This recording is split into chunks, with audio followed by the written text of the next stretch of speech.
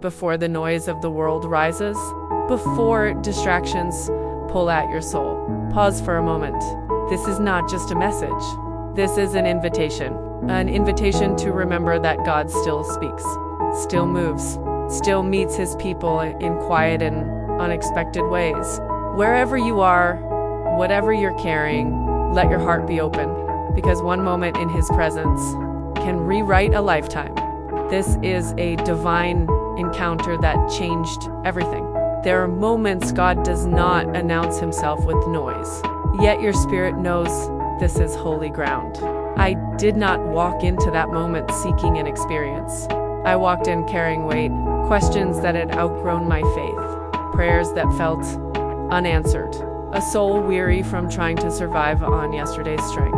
I had learned how to function without rest, how to worship without expectation, how to believe without feeling. But heaven does not ignore an honest heart.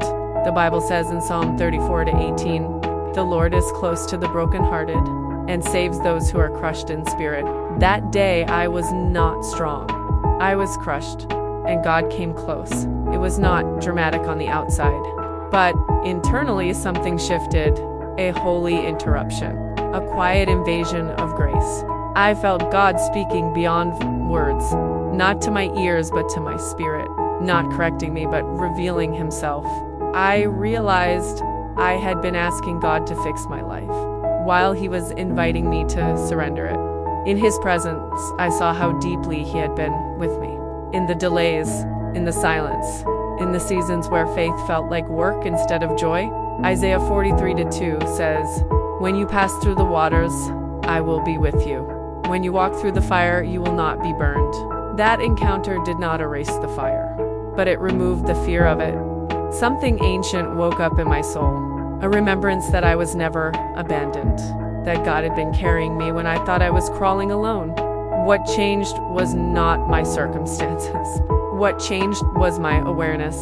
I stopped striving to reach God and realized he had already reached me, like Moses before the burning bush. I understood that God reveals himself when we pause long enough to notice him, and in that stillness, he did not give me answers. He gave me himself, and that was enough. Our Corinthians 7:13 says, "Where the Spirit of the Lord is, there is freedom." Freedom entered quietly. Freedom from needing control. Freedom from the weight of yesterday. Freedom from believing I had to earn God's nearness. I walked away with no proof for the world, but deep certainty.